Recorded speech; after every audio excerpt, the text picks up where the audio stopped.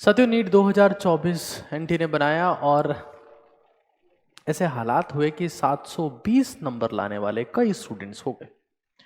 देश भर में एनटीए को नकटी एजेंसी कहा जाने लगा कि ये तो एजेंसी नीट एग्जाम का सत्यानाश करने के लिए पैदा हुई है। इतने सारे बच्चे 720 ला रहे हैं, एम्स दिल्ली में एडमिशन किसको दोगे? क्या बकवास पेपर बना रहे हो?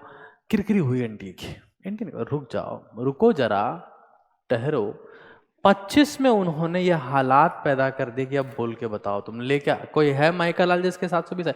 अफसोस की बात तो यह है कि जो पेपर इन केस मान लेते हैं, एक आधे लोगों के पास पेपर अगर पहले मिल गया होगा तो उस पेपर को लेके बैठे होंगे, वो उसके ऊपर नमकीन डालकर नमकीन खा रहे होंगे। नहीं हो रहा बाबू, कोई पेपर है क्या भाई? नमकीन थोड़ा सा जर्दा दो।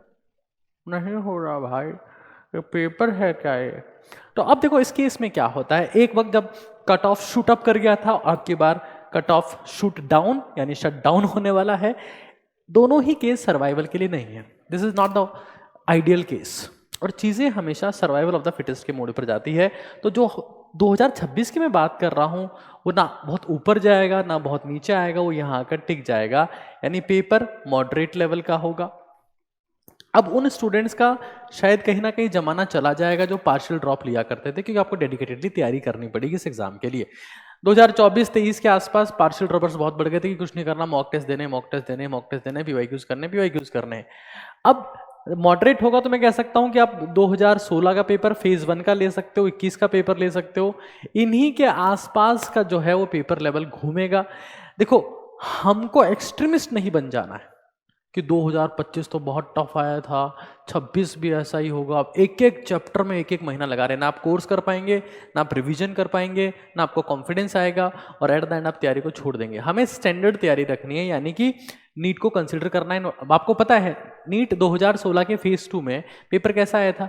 क्या आज तक अभी वो जॉन टेलर इफेक्ट और ट्रांस इफेक्ट रिपीट हुए हैं? आज तक नहीं आए।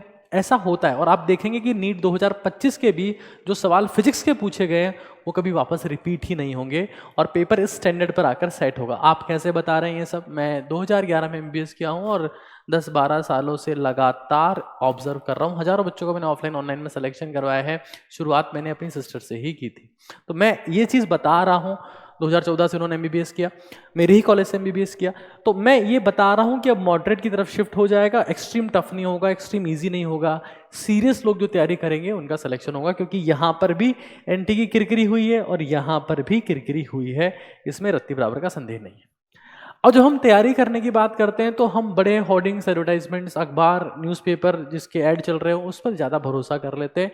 कुछ भरोसेमंद लोग होते हैं जो आज के फेक दुनिया में रियल लोगों तक पहुंचना बहुत मुश्किल हो गया। मैं आपको बता देता हूं, अगर आप ऑफलाइन कोचिंग की प्लानिंग कर रहे हैं तो ये नंबर है जहां पर मैं, एजे सर, ऊजा सर, केटी सर, नोमेश गोपलानी सर, जयपुर, अजमेर, यहाँ आपको पढ़ाते हुए दिखेंगे बहुत टॉप क्लास क्वालिटी के साथ में। ये नंबर यहाँ मेंशन है। ऑनलाइन के लिए आप यहाँ पर, क्योंकि हम लोग इस बार प्लान कर रहे हैं कि हम जेई में इनके भी सारे सवाल, जे एडवांस के कुछ एक सवाल करवाने वाले हैं बच्चों को, नीट वाले बच्चों को। हम कोशिश करेंगे कि उनको हम एक इफेक्टिव लेवल पर तैयारी करवा पाएँ। साथ में ये काउंसलिंग के लिए ये नंबर यहाँ मेंशन है, डॉक्टर हिमांशु झा सर, उनकी टीम, आप वहाँ पर व्हाट्सएप कर सकते हैं। कॉल अवॉइड करिएगा क्योंकि इंक्वायरीज बहुत ज़्यादा हैं, और तो आपको ब्रोशर वो शेयर कर देंगे।